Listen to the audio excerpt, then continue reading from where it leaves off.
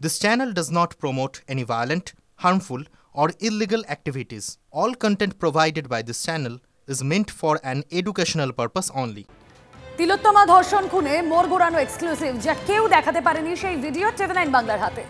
যে সেমিনার রুমে তিলোত্তমার ধর্ষণ খুন হয় সেই ক্রাইম সিনের কাছে ঠিক করছে ভিড়। সেই ছবি আপনাদের সামনে আমরা রাখছি। পুলিশের সামনেই অসংখ্য লোক, এমনও হয়। হ্যাঁ হয়, সেটাই তো এই ভিডিওতে দেখা যাচ্ছে।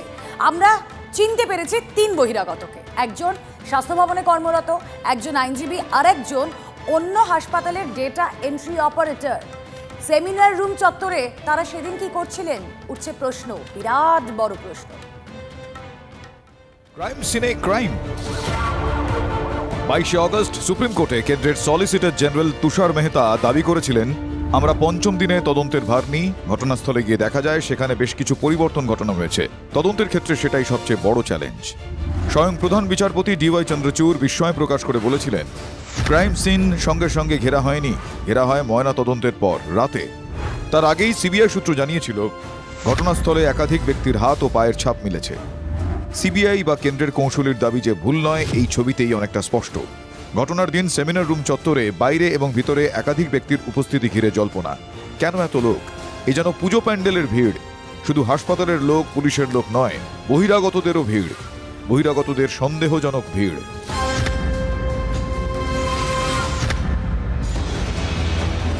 এই ছবিটা দেখুন। সেমিনার রুম চত্বরে আইনজীবী শান্তনু দে, রয়েছেন আরও এক বহিরাগত স্বাস্থ্য ভবনে কর্মরত ফরেন্সিক মেডিসিন বিশেষজ্ঞ দেবাশিস সোম, রয়েছেন ন্যাশনাল মেডিসিনের data entry operator Prasun Chattopadhyay. তিনজনই প্রাক্তন অধ্যক্ষ সন্দীপ ঘোষ ঘনিষ্ঠ। সন্দীপের কোনো উপকারে লাগতেই কি তিন বহিরাগত আর্জি করে? ঘটনার দিন আর্জি করে হাজির ছিলেন তৃণমূলের চিকিৎসক নেতা বিরূপাক্ষ বিশ্বাস, অভিক দে, রাজ্য মেডিকেল কাউন্সিলের সহ সভাপতি সুশান্ত রায়ও। প্রত্যেকেই বহিরাগত। অথচ ভাবুন, মা বাবাকে ঘন্টার পর ঘন্টা বসিয়ে রাখা হয়েছিল। হাসপাতালের গেটের বাইরে আটকে রাখা হয় সংবাদ মাধ্যমকে। সেমিনার রুম চত্বরে বহিরাগতরা ঢুকলেন কিভাবে? অপরাধ স্থলের কাছে পুলিশ কেন ভিড় আটকালো না? কেন গিয়েছিলেন শান্তনু? আমরা প্রশ্ন করেছিলাম। সেদিন সকালে নাকি ওপিডিতে ডাক্তার দেখাতে গিয়েছিলেন, তাহলে সেমিনার রুমে কেন? 9 আগস্ট আপনি কনসালটেশনের জন্য গেছিলেন। কি কনসালটেশন? কার সঙ্গে? অর্থোপেডিকের আপনি ওপিডিতে গিয়েছিলেন? আমার কাছে যে ভিডিও আছে, আপনি সেমিনার রুমে ছিলেন, আপনি ছিলেন মর্গের ভেতরে। কি করে গেলেন ওপিডি থেকে? আমি ছিলাম না, আমি মর্গের ভিতরে সেমিনার রুমে ছিলেন না? সেমিনার রুমের আমি বাইরে ছিলাম। তাহলে ওটা তো ওপিডি নয় শান্তনু বাবু। ওপিডি বিল্ডিং তো অন্য জায়গায়। হ্যাঁ, এবার আপনাকে একটা ক্লারিফিকেশন দিয়ে রাখি। বলুন। আমি আরজিকর হসপিটালের ICC member, institutional complaints committee. OPD তে দেখানোর পরে আমি যখন জিনিসটা জানতে পারি, আমার তখন মনে হলো যে হয়তো ICCর একটা সাডেন মিটিং হলেও হতে পারে। এবার ব্যাক করে আসবো, তারপরে আবার ব্যাক করে যেতে হবে with back pain and neck pain. তো আমি ওখানেই স্টে করে গেছিলাম। I was outside the seminar room, not within. আপনি সেমিনার রুমের ভেতরে ছিলেন? গেটের ওখানটাতে ভিডিওতে পরিষ্কার দেখা যাচ্ছে যেখানে আপনি ছিলেন সেটা একটা রুমের মধ্যে, এটা সেমিনার রুম। খুনের ঘটনার দিন আর্জি করে, তাও আবার সেমিনার রুম চত্বরে যান ফরেন্সিক বিশেষজ্ঞ দেবাশিস সোম। কেন?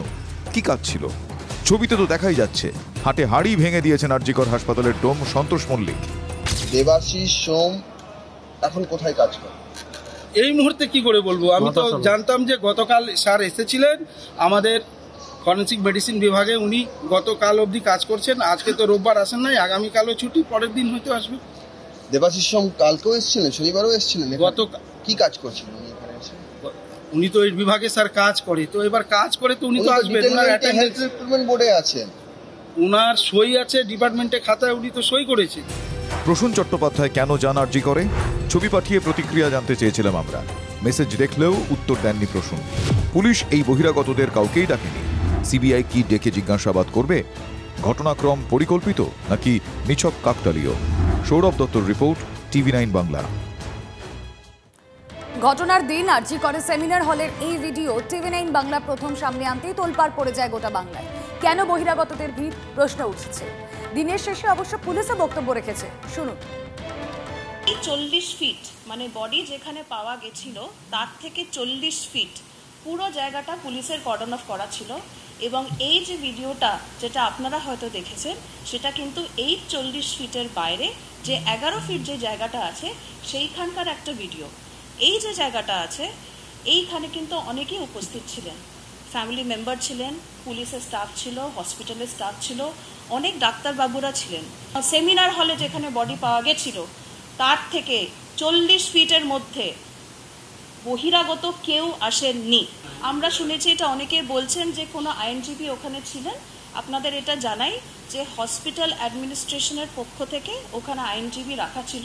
এটা নিয়ে মনে হয় ওরা বেটার বলতে পারবেন কারা ছিলেন, কিন্তু যিনি আইনজীবী ছিলেন উনিও কিন্তু হসপিটালের পারমিশন নিয়ে সম্ভবত ওখানে ছিলেন। এটা মনে হয় হাসপাতাল কর্তৃপক্ষ বেটার বলতে পারবেন যে ওনারা কেন আইনজীবী রেখেছিলেন। পুরো সেমিনার রুমটাই সিল করা হলো না কেন, এই প্রশ্ন উঠছে। সেমিনার রুমের সর্বত্রই তো তথ্য প্রমাণ ছড়িয়ে থাকতে পারে, বাকি 11 ফুটের মধ্যেও তথ্য প্রমাণ থাকবে না, এটা কি করে নিশ্চিত হলো পুলিশ? বেছে বেছে কেন সেমিনার রুমে এত লোকের ভিড় করতে হলো? পুলিশের দেওয়া হিসেবে ঘরের বাকি 11 ফুটে এত লোকের ভিড় করা কি সম্ভব? প্রশ্ন হলো কেন সেমিনার রুমে সেই সময় ফরেনসিক মেডিসিন বিশেষজ্ঞ দেবাশিস সোম? তার যুক্তি অবশ্য পেয়েছি, শুনুন। কেন গিয়েছিলেন আপনি ওখানে? পোস্টিং ছাড়া কেন গিয়েছিলেন? আমার ওখানে পোস্টিং আছে, আমার ওখানে পোস্টিং আছে, আমার ওখানে পোস্টিং আছে। আমার ওখানে পোস্টিং? কিসের পোস্টিং? তিনি তার মতো করে যুক্তি দিয়েছেন। পুলিশ ছাড়া যেখানে কারো যাওয়ার কথাই নয় সেখানে হাসপাতালের সঙ্গে যুক্ত নন এমন বহিরাগতদের ভিড় কেন? সেই প্রশ্নের উত্তর সত্যিই অজানা। ঘটনার কয়েকদিনের মধ্যেই সেমিনার রুম চত্বরের একটা ঘর ভাঙার ছবি সামনে আসে, সেটা নিয়ে অভিযোগ উঠেছিল প্রমাণ নষ্ট হওয়ার। অভিযোগটা নতুন নয়, কিন্তু এবার যে ছবিগুলো সামনে আসছে সেগুলো নতুন, আর এই ছবিগুলোর ওপর ভিত্তি করে আবার মাথাচাড়া দিচ্ছে প্রমাণ নষ্টের প্রশ্ন। চিকিৎসক সুবর্ণ গোস্বামী প্রশ্ন তুলেছেন, যাদের ভিডিওতে দেখা যাচ্ছে পুলিশ তদন্ত পর্বে কেন তাদের জিজ্ঞাসাবাদ করেনি? মৃতদেহ তড়িঘড়ি পুড়িয়ে দেওয়ার শুরু থেকে সেই দিন 9 তারিখ থেকে বোঝা যাচ্ছে, এবং তারপরে সমস্ত আমাদের যখন নজরে আসে ওখানকার চিকিৎসকরা আমাদের জানান যে কারা কারা এসছিল, কাদের মৃতদেহ আবিষ্কারের পরেই কারা যে কাদের ডাকা হয়েছিল ওখানে। এই যে সন্দীপ ঘোষ যে সিন্ডিকেটটা চালায়, সন্দীপ ঘোষ একা নয়, সন্দীপ ঘোষ আরজি করে চালান, তেমনি আরো অন্য সারা রাজ্যের স্বাস্থ্যক্ষেত্রে যারা সিন্ডিকেট চালান, ডাক্তার সুশান্ত রায়, ডাক্তার অভিক দে, ডাক্তার বিরূপাক্ষ বিশ্বাস, এই যে নটোরিয়াস ক্রিমিনাল কয়েকটা, এবং যে তাদের মাথায় ডাক্তার শ্যামাপদ দাস, এবং এদের যাবতীয় এই শান্তনু দে, এই দেবাশিস সোম, এদেরকে এতদিন কেন কলকাতা পুলিশ গ্রেপ্তার করেনি? তারা তো ব্যর্থ হয়েছে। সিবিআই এখনো কেন এদের গ্রেপ্তার করছে না সেটাও আমাদের দাবি। আমরা সিজিও কমপ্লেক্স অভিযান করব, সিবিআই এর কাছে যে আমরা দাবি জানাবো যে কেন এখনো এদেরকে তদন্তের আওতার বাইরে রেখেছেন, কেন এদের গ্রেপ্তার করা হচ্ছে না। এমনকি সন্দীপ ঘোষ তিনি নিজেও এখনো গ্রেপ্তার হননি।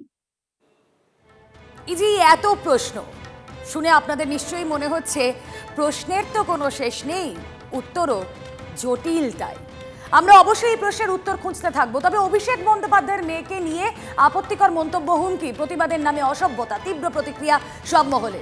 ভিডিও ভাইরাল হতেই পদক্ষেপ শিশু সুরক্ষা কমিশনের। অভিযুক্তদের বিরুদ্ধে পুলিশকে ব্যবস্থার নির্দেশ শিশু সুরক্ষা কমিশনের। অভিযুক্তদের বিরুদ্ধে কঠোর আইনি ধারা প্রয়োগের নির্দেশ। তীব্র প্রতিক্রিয়া তৃণমূলের অন্দর থেকেও। নিন্দা করার কোনো ভাষা নেই। শিশুদের নিয়ে এমন মন্তব্য বন্ধ হোক। কড়া প্রতিক্রিয়া ডেরেক ওব্রায়েনের। নিন্দায় মুখর রাজ্য বিজেপি সভাপতি সুকান্ত মজুমদার। অভিযুক্তদের গ্রেফতার করা উচিত, মন্তব্য সুকান্ত মজুমদারের। নিম্ন মানসিকতার পরিচয়, আমরা এর তীব্র নিন্দা করছি। আমরা মনে করি প্রত্যেকটি মহিলা তারা তাদের ডিগনিটি নিয়ে থাকবেন এবং সেই ডিগনিটিটা সবার সমান, স্বাভাবিকভাবে সবার সম্মান রাখা দরকার। এবং আমার মনে হয় এই ধরনের মন্তব্য বা ভিডিও যারা করছে তাদেরকে গ্রেপ্তার করা উচিত।